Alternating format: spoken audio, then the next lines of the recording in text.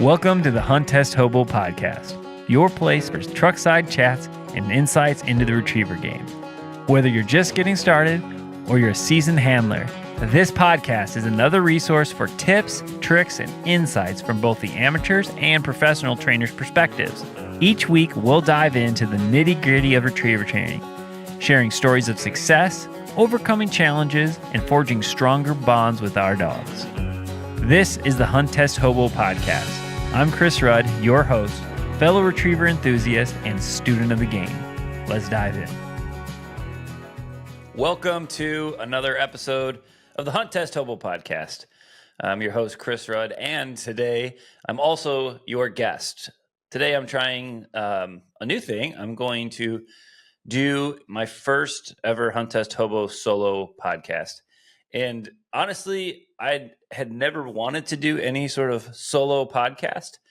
I just find that it's more interesting and easy for me to interview other folks and talk through whether it's training ideas or just their retriever journey. But I've had just some life situations that have caused me had to cancel on a guest, which means I have to do my own recording. And the reason that I had to do that, had to cancel on one of the guests that we were going to have on the podcast, is because winter came into heat like almost 2 months earlier than I had predicted. Which, for those that have been listening and know that I screwed up and forgot to sign up for the Grand, it didn't matter. I'm actually a prophet and knew that signing her up would have just costed me an extra $75. Because when you sign up for the Grand, you only get I think it's $75 is what they keep. For administrative costs, it's totally a fair cost. But because I forgot to sign up, I didn't even have to scratch her, and so. I'm just joking. I completely screwed up, but it works out pretty good for me that winter came into heat at this time. It's kind of unfortunate for my summer because I'm not going to be able to run probably any SRSs this year, which is totally a bummer. But at the same time, I have two young puppies that are, I think they're 6.5 months old, that now I get to kind of focus my sole attention on getting them kind of ready. I think I'm going to try to have them ready for a season test, September, October, and then focus on getting their HRCH is done next year, as well as being able to run some derbies. I did that with Rex, ran a couple derbies, or I guess I only ran one derby, but it was super fun and I enjoyed it. And he didn't pick up any bad habits. And I've learned a lot about derbies and Qs since that first derby that we ran. We got a jam. We finished it. It was good. He did great on that derby. Except for his first memory mark of the first series, he put on a pretty good gorilla hunt. And from that point on, I knew I was just playing to finish it, which is fine. But he did great the next 3 series. But learned a lot, so I'm excited to go do that with my 2 new dogs. The one winter puppy, Autumn, I don't think I've talked much about her. She's turned out to be really, really nice. Like, I'm very, very happy with the way she's turning out. So anyway, I'm excited about that. And I ended up driving to Dr. Lee Payne's office down in Oxford, Mississippi. I left at 3 on Friday. Drove all the way down there. Well, not all the way down. I drove to Uniontown, Tennessee, and slept for a couple hours and got up, dropped Winter off that morning and drove back. And I think I did 18 or 19 hours of driving in 26 hours total time. So felt like I was a little bit of a journey, but that's the reason that I'm doing this solo podcast. I'm excited to get to do the last winter stroker breeding that I'm going to do with Winter, and because those pups are doing really, really well. I think 4 of them have season titles already, and they're a little over a year old.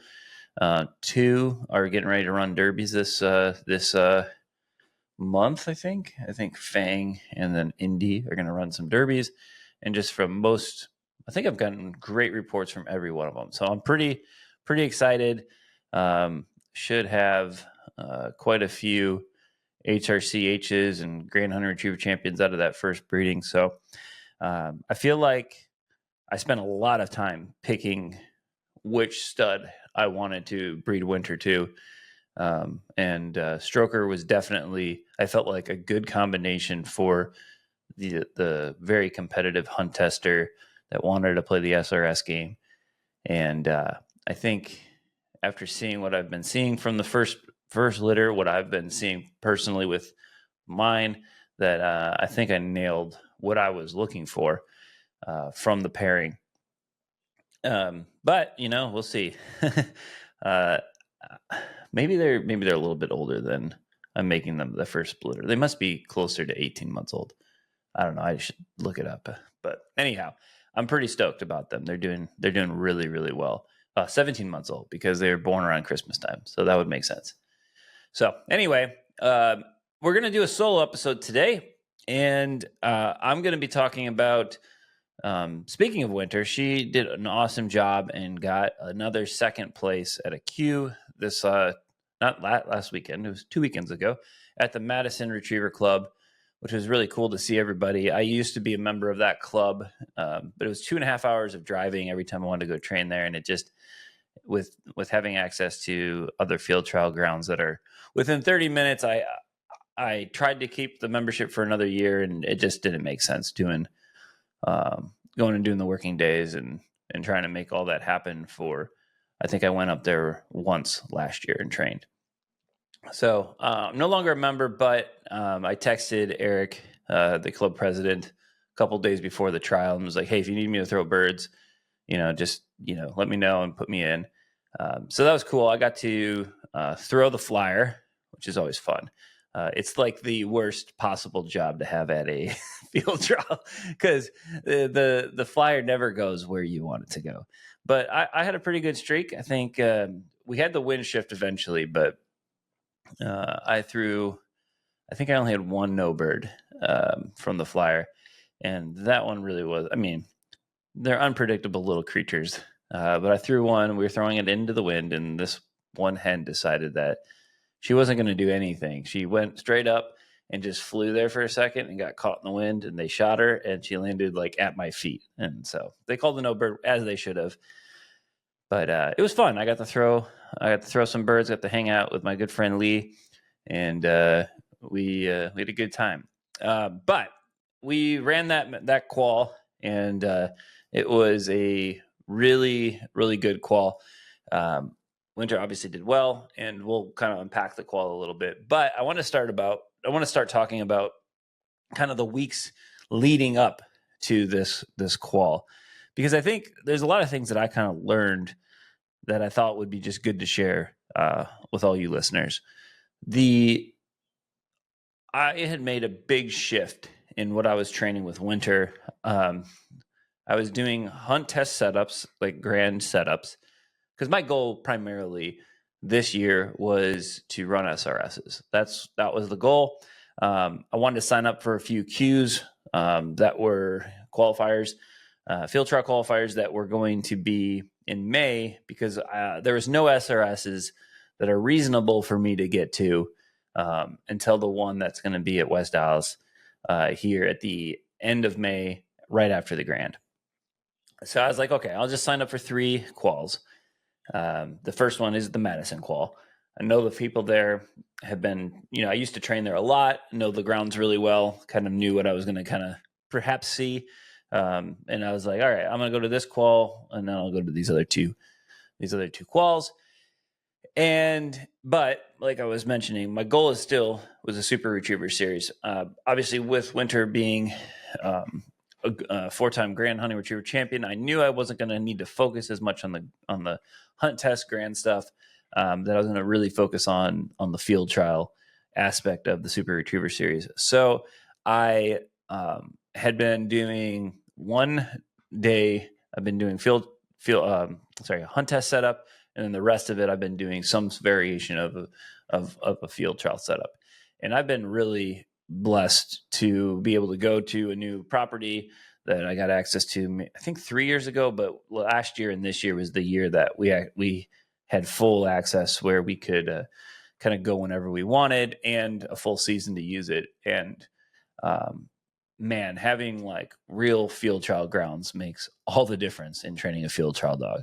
I think you can absolutely make a Grand Hunter. I mean, I did it. I made a Grand Hunter Retriever champion without hardly any technical water, any, real grounds to make a Grand Hunter Retriever champion.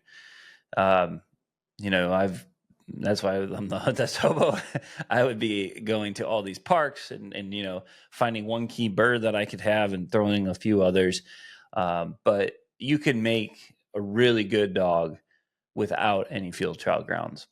But I think when you start to get into Qs and definitely amateurs and opens, you got to have some grounds. The grounds make the dog. And I have been, like I said, blessed to be able to go and do the field trial setups almost every day. And I was focusing a lot on water. Winter Tyler used to call her the land shark. She's a very strong land dog, obviously, because when I was training by myself, all I had really was land, and any sort of water I had, I was just kind of making it up. And I didn't know what I was doing when I started Winter on land or on water. And I had to kind of learn a lot of the ways to train a dog to be really, really strong in the water. So I've been obviously focusing a lot at Sharon's on the water setups. And I've also been like, Sharon's back and she brought somebody to help her train named Vince. And Vince trained or threw birds for the last, I think, 20 years. He's actually got a tattoo of two. Well, for those that are watching, I was painting my wife's water tote for her garden, and I just realized I never got the paint off. So that's what that is. That's been like distracting me in the camera. But if you're just listening, just ignore the last 10 seconds here. Anyway, so Vince is up here, and Vince has trained or has been a thrower for a couple different pros down in the Texas area, and he's got like he's like one of the most serious people I've ever met. That's about dogs. He's got 2 training setups, marking drills tattooed on his arm. Like, serious guy. Been awesome to have there. And so he's been coming out and watching and helping me. He'll throw for me, and he'll kind of like, I'll just be like, hey, set something up. Because when you've trained at the same grounds for 2 years, you kind of like figured out what you like to do there. And it's always great to have new people come and do stuff. So just having him here has been awesome. So he's been setting up stuff and like really pushing me and pushing Winter. And we've been basically just training for, because the SRS is like, I'd say it's somewhere like, there's definitely big time open field trials that I've seen in the SRS game. But then I've seen some that are just slightly harder than a Q. So I've been trying to really focus on open level marks, water marks with her. And she was doing awesome. Like, she was crushing all this stuff. Now I wasn't throwing a lot of multiples. I was just doing kind of all super singles and just giving her tons of confidence in these, really tight guns, really tight scenarios, where the margin of getting in the water in the right place is really tight. And she was doing, like, mentally, like, she was doing a really good job of just, having a great time. I was making sure she was really like not pushing her too hard, but just enough that it was really growing her. Well, so I did this for 2 months, and I was like, wow, she is running really, really well. And then the week before, the Qual came, and we had 2 days of like horrendous wind, like the windiest I've ever trained. Like, I thought Sharon was just going to get blown over. It was so windy, and we were running all these crosswind setups. And I honestly don't know. I mean, I know Winter's never seen this much wind. And mentally, like, she was getting handled a lot to the bird. Like, not handled any, like, to find the bird, but just handled to get to the bird correctly. She was fading with the wind and water. And I don't think she had any understanding of what was actually happening. It was just so much. So for about 3 days of this, it was 2 days of really heavy wind. And then we probably set something up that was a little too big for her the third day. And this was all on, I think it was like a Monday, Tuesday was the big wind. And then Wednesday was, I set something else up. And all of a sudden she just started had zero confidence. And the trial's on Friday. And so on Wednesday, I'm like, oh no, I'm in trouble. And I honestly almost I told Vince, I was like, we have to go throw some therapy marks on this. So that was Wednesday morning when we had this explosion. I was like, all right, we're going to go back on Thursday. I'm going to go back. I'll drive down there. And Vince and Piper came down, my 8-year-old, and she was awesome, man. I set up a couple wingers for her to launch. They were just set up birds just to find out, because it was what I noticed is any sort of memory mark, Winter would if she didn't step on the bird, she would just hunt for 2 seconds and then just get really slow and then pop. That's not what you want for a field trial. She was just I don't know what to do with my hands, boss. It was not good. It came out of nowhere, which just tells me I have to build in way, way more therapy marking setups and marking days for her if we're going to be continuing to push this big push for these open level marking concepts. And anyway, my daughter came and she was running that, and I put a little pull string on the winger and she couldn't pull it. So what I ended up having to do is go put an electronic on it, and then she sat in the chair and clicked the button to launch the winger. So that was cute, and it was a great time.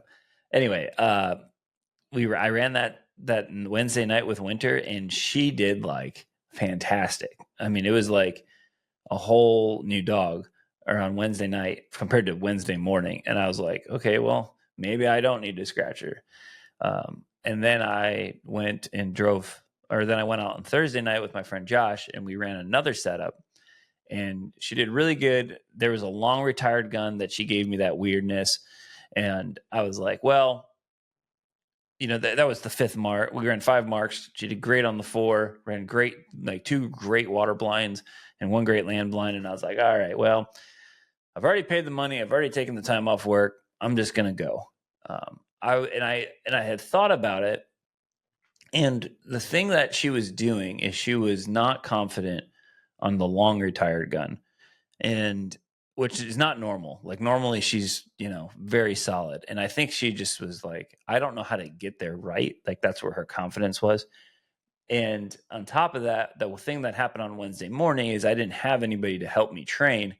So what I was doing is I was driving around, throwing the marks, driving back and running her. And even with, a standout stick man, or mine are just white hides, she just was I can't do this right. And there's nobody out there to even help me. And so she just just had zero confidence in that. But I also was thinking, I'm like, well, and I was throwing ducks too, which normally brings her up a notch, right? So I was like, well, I already take the time off. I know she's going to get a little more geeked up at a trial. That's what dogs naturally do. Now, she doesn't get normally super high, especially with her. She just turned 5. I was like, let's just go do it. She'll come up a notch, and we'll just see what happens. And I also was kind of thinking in the back of my mind, all right, there's 20 something dogs in this thing, or 20 dogs. The chances of them throwing some crazy big retired setup is probably not likely until the water series. And maybe by that point, she's so amped up, she's going to go find the bird. And so I was like, you know what, I'll go. And Vince was like, yeah, you have to go. She's running so good. Well, he hadn't seen the 2 blowups. So Vince convinced me we should go. So anyway, it was one of those trials or one of those trips where you're driving up there and you're like, man, I'm just here to see friends. We'll see what happens. It's probably going to not go well, but you can't win them from, what is it? When you're hunting, you can't shoot them from your bed. Well, you can't win their place in the trial without actually getting up and going and doing it. So we drove up, and we had a really good first series. Well, except we had a no bird. It's like the classic. I've been throwing the flyer the whole time, and things have been going pretty well with me throwing it. Well, we switch out, and of course, there's 2 no birds as I'm airing the dog. And I don't think it was actually the thrower's fault. I think the wind had shifted, and it had made where they wanted that bird really challenging to get. It had to go over this little ditch through this thing of reeds. And we were on one side of the reeds, and the bird was angled back, a flyer angled back over those reeds, and had to land on the backside of the reeds. Well, we walk up. I point out the guns, which if you're a hunt tester in a field trial, because of the distance of the marks, they want you to actually make sure you see the birds, so you identify. You can point out the guns. So I point out the guns. She gets a really good look at and it's an inline triple. And man, I hadn't seen it as a test dog because I was throwing the flyer. From the flyer station, I thought this thing was the tightest test I'd ever seen. I was like, holy cow, this is a tight test. Then I got up to the line, and they were actually pretty spread out. So I was like, okay, it's not that bad. It's an inline triple. All the birds were thrown left to right. The key bird was the long right-hand bird, and it was kind of thrown almost slightly angled in, but it was thrown up this hill and landed against a tree line. So it was a very well-placed bird, and that's what was getting the most, I'd say maybe 50% of the dogs were backsiding that gun and then putting on a big hunt and working their way to that bird. But anyway, we got up there. We got a no bird on the first set, or the first one. I just opted to just go right back up. Went right back up, pointed the guns out, and she got a great flyer. The flyer landed with wings sticking up above the grass. So I could see it the whole way, and I'm sure she could. So she front foots that one. I send her for the middle bird, and of course, with the no bird scenario, they're not always thrown in the exact same place. And she went to where her first bird was thrown, which was slightly upwind, and she put on this micro hunt for maybe, I don't know, 5 or 6 seconds, but it felt like an eternity. But she stayed right in that. I mean, it would have been totally in the area at the Grand. Was a nice little hunt. But when you're running a trial, you're like, man, anytime your dog hunts, you're like, crap. But it was, I think the judges had some leniency because she did go exactly where the first bird was thrown. And she hunted that, picked that bird up fine. I sent her for the long bird, and she front footed it. Not a lot of dogs had done that. So I was like, well, I think we're sitting pretty good. We're definitely in the top quarter of the dogs that had ran it. So I felt good. But I always know the land is not where the champions are made, as they say. So we got done with that, and then I think we were like third or fourth dog to run the land blind. And the land blind was from the same spot. You ran past that middle gun, and there was basically like 4 keyholes between hay bales, little trees. And she didn't have the greatest start. She was offline a little bit, went left. I gave her a right-handed cast. She hit that first keyhole. I gave her a straight back with verbal, and it was probably 320-yard blind. And she took that last cast at like 75 yards and lined the whole thing the rest of the way. So I was like, well, that was solid. I'm like, solid. That was a good blind. You don't win in a blind. You got to just survive those. So then we went to the water blind, and she was one of the last dogs to run the water blind. And when we started the water blind, it was like a 6 mile an hour wind right to left.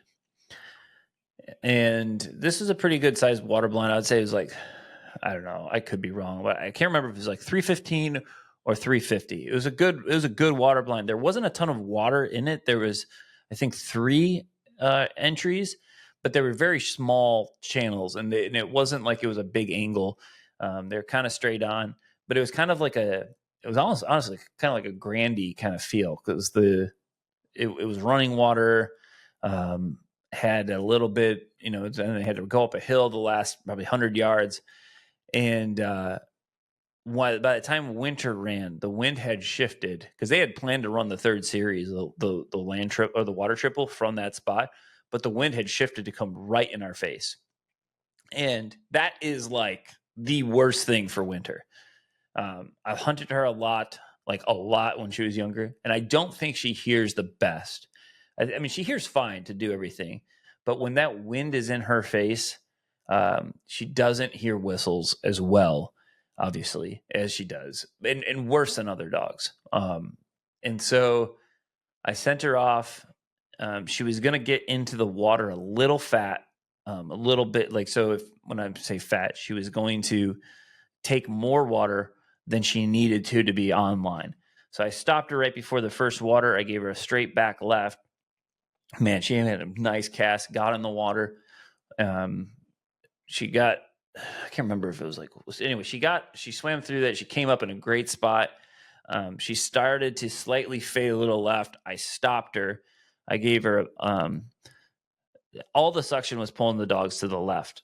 She wasn't giving me any indication that she was fading into the suction. I just think she thought she was supposed to, because of that left-handed cast. I think she thought she had to make a little left jog going over that next point. So I stopped her because I saw her just make a slight dig of her shoulder. I stopped her.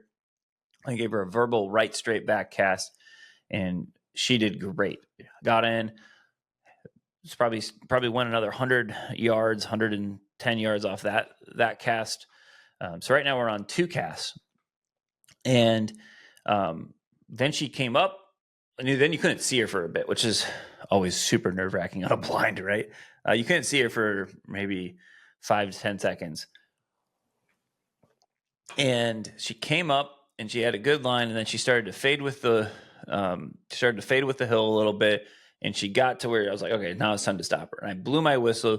She was probably at 250 yards, and she didn't stop. And I was like, oh, we're done. And I blew the whistle as hard as I possibly could, and she stopped. And I got one more cast back. So I 3 casted this, but she slipped the whistle. And then at the end of it, I thought she was going to go too far to the right. So I blew my whistle again, and she didn't stop. But like right when I blew the whistle, she saw they just had this tiny little ribbon on this little tree. And she saw the ribbon in the tree and picked up the bird. So technically she had slipped or not stopped on 2 of my whistles. So now I'm like, well, I'm probably still in the running for some color, but I'm probably not going to win this thing. I got 2 slipped whistles. I got a micro hunt in the second series on the first series with a bird that wasn't really that hard, but she had a no bird. So I'm like, well, I'm doing decent, but I don't think I'm going to win this sucker, but I'm doing well. So then we get to the land setup, or the water setup. I'm sorry. The how a field trial works, a qual works, is they have normally it's a land series, land triple. Then they'll do a land blind. Sometimes they'll set up the land blind and the water blind as 2 different series, but they run them at the same time. So if you do well on the land blind, they'll say, hey, run your water blind. That's how you know you were carried to the 3rd series. Well, they didn't do that this time. They separated them, but that can happen. And then the last series can be anything they want. Typically, it's a water triple. So, we walked up there. It was from a mound, and it wasn't a super big test, but it was pretty technical. Except for the goat bird. The goat bird was just off to the right. It was on land. They were just trying to get the test done. That was like just set up these others to his memory.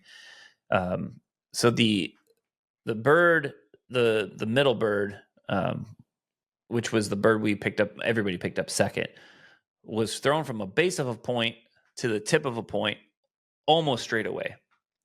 And it was in this channel. So the dogs had to get in kind of like at the base of this channel, swim down it, and then angle out.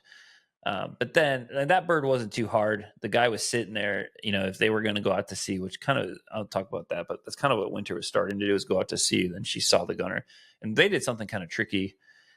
I wouldn't say it's kind of tricky. It's just, they're trying to make it a little bit different, make it at least to start. The middle bird was semi-retired, meaning there was a tree that was halfway between the mark and the gun, And when he threw, he was standing to the right, from the dog's perspective, he was slightly left of that tree when he threw it. But when he sat down behind this big oak tree. So from the dog's perspective, from the line, when they first started the mark for the first probably 50 yards, they couldn't see where that gunner was. Anyway, they had that bird, and then the whole test was this bridge bird. And for those that don't know, a bridge bird is where the bird is thrown across a piece of water to the other side. So the gunner is on one side and the bird is on the other.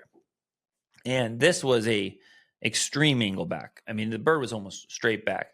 So there was a channel that came out, and it was perpendicular to the dogs at probably, 175 or something. And it was a hip pocket to that close gun. Not super tight, but enough that they were getting pushed off of that close gun. So it was a piece of water, and on your side of that channel, because it wasn't a channel mark, like you swim down the channel, you were going across this channel. And the bird boy or the gunner sat on the near side of that water in a chair with a bush right behind him. And then he threw it straight back over the channel. So to do the mark right, the dog had to run, see that gunner, get in, run past him, swim across the channel, get up, and then hunt for that bird on the other side. And, you would lose them to the right because of this bush. And I walked up to the test. I said, well, this whole test is that right bird. It was pretty clear. And I watched most of the other dogs run. I watched most of them run at least the right-hand bird, which I knew was key. So Winter's second to last. And we walked up, and she looked at all the birds right. She got a good look at all the birds. The first bird out was that hard bird. I really keyed in on that way out right there. Good weight right there. And she got a really good look at it. I saw her, she gives like a slight little like head nod down when she sees a bird. She got a good look at that bird. And one of the things I didn't realize during the test dog is that if the dog was really looking, they could see that the bird landed on some sort of land. They couldn't see this water that they were going to have to cross on this key bird. They couldn't see it. But they could see where the bird fell and that it hit land and didn't splash. Anyway, she saw the birds good. She picked up the right-hand bird on land. She front-footed it. Then the middle bird, when I sent her, I could tell she's like, where'd that gunner go? And I was like, well, here we go. Here's the whole popping Winter from the retired guns earlier in the week. But it worked out. She ran out there. She was a little to the little fat side of the bird and was kind of swimming down the channel. And I thought she was going to swim across the pond because we had been working on all these massive watermarks. And this thing's like this little, 85, 90 go-getter, little to her in the field trial standpoint. I said easy and everything, but I think she got in the water and was swimming and caught the gunner out of the corner of her eye when she got past that big oak tree. And so then she started to curve into that point. She's a good dog. She swam down the point a little bit and hooked back in and picked it up. Stayed outside of the gun, stayed in the water good. Picked up that mark fine, and then we were to the key bird. And I took my time.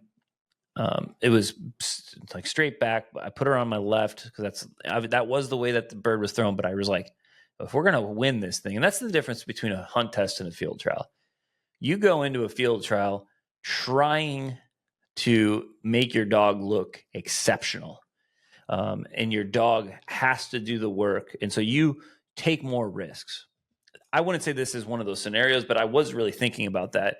And honestly, the difference in the stress load for a handler, for me, I was so much less stressed at a field trial than I have been at most hunt tests, because I feel that most hunt tests, it's like you're trying to minimize your mistakes, and you feel like all you can do is screw up and then not pass. Versus at a field trial, it's like I got to do something exceptional, and that doesn't always happen. So I'm just going to let it rip and let her go. So I don't know. I was like not stressed at all. Anyway, I send her and she's cooking. And I should have set this up. No other dog has done this, Mark. Every single dog has either done one of two things. They ran till they saw that gunner and they hunted on, and they didn't get in the water right away. They'd hunt that for a minute or two and either run around the backside of the gun around the pond. And then if they got behind there, they could wind it, and they would wind it and run across, and they never got wet going to that mark. The other thing that was happening is they were pushing off that short gun and just backsiding that longer gun, and weren't even the water wasn't even part of their mind because they were so far offline on it. So I sent anyway, going back. So I send Winter, and she's got a great line. She's slightly fat, but that's way better in this scenario than being, because like if you're not fat, you're going to backside this gun. I mean, because the bird was thrown such a straight angle back, and she got to the water. There was zero hesitation. You should just see her little butt go pew, jump and splash, and I'm like, oh my gosh, she's actually going to do the mark. But then you don't see him. So then it felt like an eternity of you not seeing this dog in this water. And I'm like, oh no, like she's hunting the water. That's what I was thinking. But the judges can't see it. I can't see it. So I'm like, whatever. And nobody's done this right. No dog has done this right. So we don't know how long it actually takes to swim across this channel. And she eventually kind of pops up about, maybe 10 feet to the left of the bird. And she gets up on land and she just looks over to her right and sees the bird and runs over and picks it up and comes back. And I was like, and it was pretty cool. I got a standing ovation because she was the only dog that did the water series the correct way. She did all the marks right. And I felt pretty good. I was like, okay, well, we just crushed the hardest part of this whole thing. And we did something that no other dog could do. But I knew I was carrying two nicks. I got nicked in that micro hunt on a pretty easy bird in the first series in the middle bird. And I had a good blind, but it wasn't a great blind. And I was like, if somebody else did this water set series pretty good, but ran a really good water blind, I probably was going to be in second. I figured I was pretty confident just based on how the other dogs had messed that right-hand bird up that I was either going to get first or second, but I didn't know. It felt like an eternity. And that's a different thing about hunt test versus field trials. At field trials, you just, at least the ones I've ran, I just stood there and you just stand there and wait, and the judges sit in their trucks or they sit in their in a chair behind the mound is what these guys did. And it was like 45 minutes, which felt like way longer than most, but maybe I'm wrong. I've only ran a few of these. But anyway, they came back and they do the little awards, and Winter ended up getting second, which I was super happy about because she'd already gotten a second in her second trial that she had ever ran. So that makes her a QA2, which is a real title. Like a QA, a qualified all ages, just meaning you got in a first or a second, but it's not an actual AKC title. It doesn't show up on their pedigree. So to have Winter get that second, and so I, now she has her first AKC title, because I only ever ran one master test in my life, and because I kind of knew, I was like, I like the master test, but I really like the field trial game, so I'm going to do that. And so that's what's kind of my focus, to get her this QA2 title. So we did it on our first trial of the year. I was like, wow. So then I decided, well, I got a lot of stuff to do around the house, and it ended up working out. I had to drive Winter down to Lee Payne's to get bread. I scratched the other test. I shouldn't see. There's where I screwed up. I should have waited until she came into heat, but who knows? But if I would have and scratched her, I would have got my money back. But now I don't get my money back because I just scratched her because I didn't want to go. And I honestly thought it was frowned upon once you get your QA title to your QA2 title to keep running Qs. But I've talked to a few people. I'm getting mixed signals. So if you run a lot of field trials, you let me know. A lot of people say run until you get your first. you get your blue ribbon. But anyway, I have other goals with the Super Retriever series, so I'm not really trying to do too much into that. Not trying not to do many more qual work. Well, I wanted to end this podcast. I wanted to do the recap, but then I also wanted to kind of give you guys 5 things that I have learned in running queues, because it is quite a few people who message me asking like, "Hey, what's it like to run a queue?" I think I want to start running those. I'd say go run a couple owner handlers first if you're going to do it. It doesn't actually mean that they're going to be less competitive, but they're typically they could be easier, I guess, but that's not always the case. I know that Tyler ran one this last weekend, and he said it was huge at Bong. So who knows? But this last one at Madison, I mean, I felt really good because we got second, and there were quite a few pros that were running this queue. So felt really good about it. But the owner handler means like you have to be the owner of the dog and the handler to run an owner handler qualifier. But this qualifier that we ran here was just a normal qualifier. Anybody can run it. All right. So here's the 5 things that I have learned. And I just want to caveat, I have ran 3 queues. The first queue I ran, Winter exploded. We did not make it past the water blind, and we didn't even pick it up. I had to call her in. It was the first time ever that I did not complete a blind in a test scenario. Well, I mean, honestly, I think it was the first time I ever had quote unquote failed with Winter, was this first queue. And it was in Madison 2 years ago. And that was when I started the whole rehab that if you've been listening to the podcast, you'll know. That was the moment where I was like, okay, we have to stop and we have to go back and we have to rebuild this dog, because what I have right now, I will never be able to compete with. And I'm not even sure I can finish a finish test at this point. Like that's how bad this was. So the caveat is I've ran 3. Winter has gotten second in 2 of those 3. And a lot of that is because I went to 1, and then once we had the blow up, I asked to throw in like 3 more, I think. So I had watched 3 queues very intently, as well as went, and there's a bunch of videos on YouTube you can go and watch of qualifiers. And I was trying to just understand what was, what makes them really different. What do I need to work on? So here are the 5 things that I have learned from running queues that I think would help anybody that wants to go run them. 1, and this is all about the transition from running Hunt Test, whether it's the UKC HRC stuff or AKC master test. And I'm not going to get into if your dog's ready. I think that there's been a lot of other people that have mentioned that it's like you have to pretty much be one of the top dogs at each weekend. After watching them all, like your dog has to be exceptional, because they're picking one or two placements that matter for a queue. And so when you got, I think the first one that Winter got second in, there was 32 dogs. And she got second. And this last one, there was only 20 dogs, 20 something. I can't remember. Maybe it was even less. I don't remember. There was 3 trials in a row, and they were all kind of around the same number of dogs. The first thing I'll tell anybody that is going to transition from Hunt Test to starting to run field trials and quals, or even SRSs, you have to get off the water. And what I mean by that is you have to practice with your dog running from 100 yards off the water and teaching them to hit that water hard and to have confidence.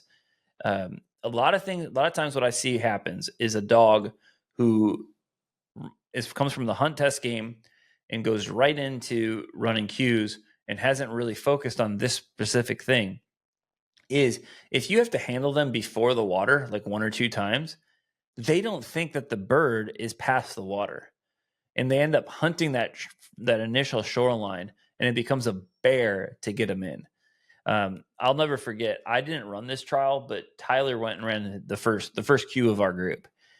And I was with him, like we were, I think we were camping together or something. I don't remember. But anyway, I was hanging out with him. We had just run, that was Winter's 1 master pass.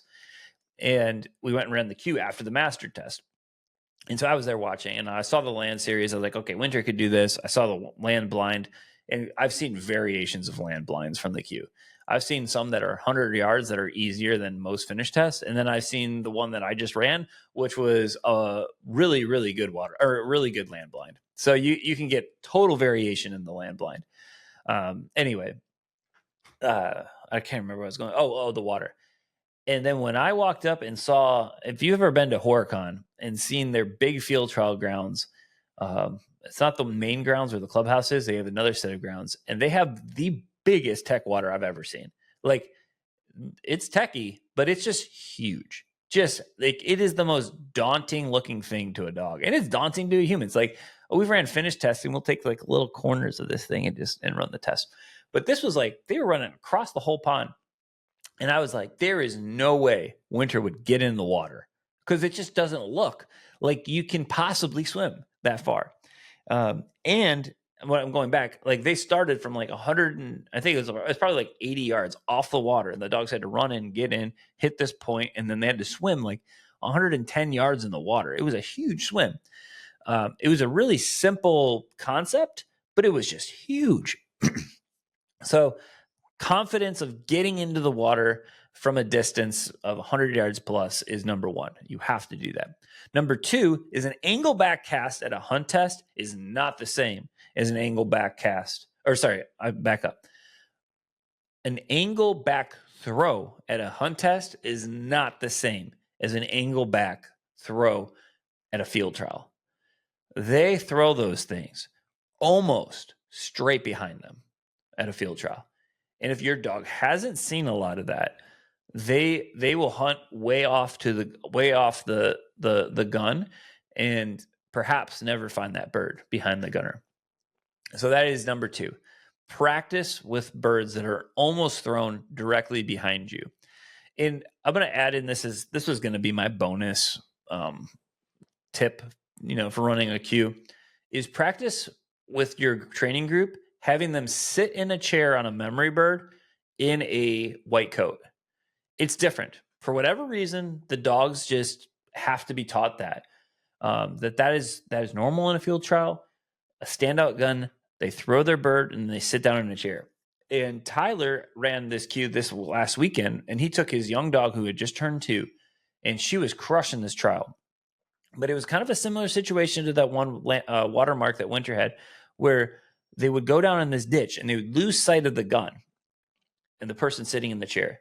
And when his dog came up over that hill and was going to step on the bird, it saw this guy in white sitting out there. And this dog has been trained primarily for hunt tests, but has ran a lot of standout gunners, but the gunner's always been standing up, and she's had line of sight to this gunner the whole time.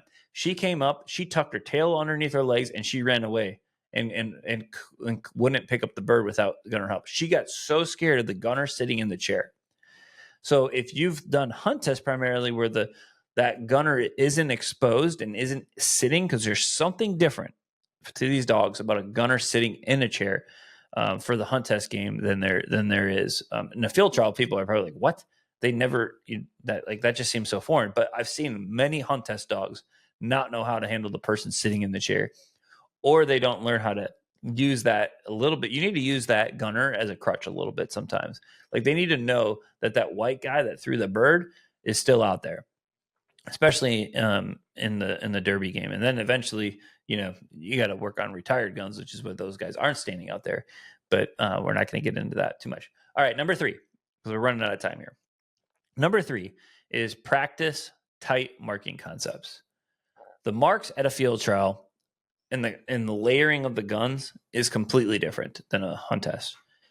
They will be in these tight windows. And I'm not going to get into a ton of that, besides if you practice ABCD marking drill that Michael already has, practice those types of things a lot, and practice how to get a memory bird that's tight to another gun, an exposed guy sitting in a chair. It's a lot harder than you think. Okay, that's number 3. Number 4, practice the cast back into the water off of a point at 200 yards or more. That's a big one. I actually haven't ran the Q that had this, but I've thrown for 3 that had, where you were off the water, 100 yards, you got in the water, you swam. The line to the bird was to get on a point, and then you had to cast back off of that point and get back in the water and finish the blind. I've seen that in 3 cues that I've thrown for. And that is a hard cast to get. Like, that cast back into the water at that distance is challenging. So I try to at least have every week at least one of those type of blinds that I'm setting that up, more or less, because I've taught this already. Like, this is something that we've worked on a ton at this distance. We've taught it, we've rehearsed it, or not rehearsed it. We've taught it, we've practiced it, or reinforcing it.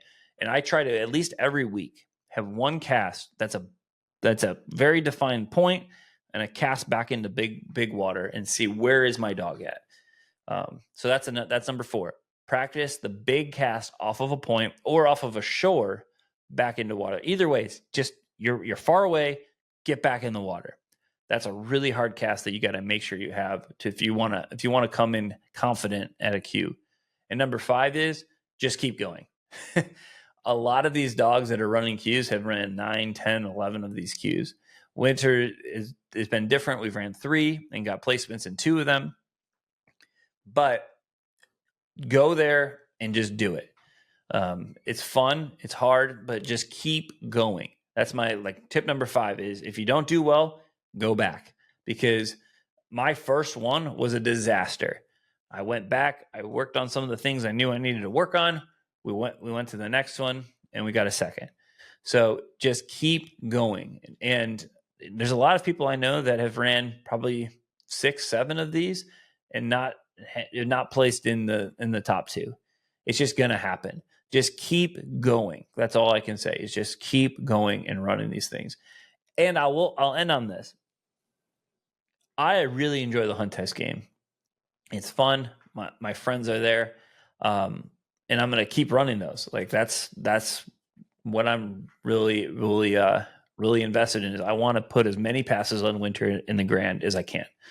That's number 1 goal. It's how many passes can we put on her for the Grand. But I'll tell you this, running these cues and working on these more challenging mental concepts for her, these harder concepts where her brain has to work harder, has made her so much better at the Hunt Test game. And if you feel like you have a dog that is capable of running these cues, I would start practicing and working on them now. Even if your goal is to run, even if your primary goal is to run the Grand or the Master National, it will make your dog better by practicing these harder concepts. I know that any Grand I show up to, at this point, I'm feeling and I'm hoping that my dog feels underwhelmed by the scenario. Doesn't mean she's going to pass everything.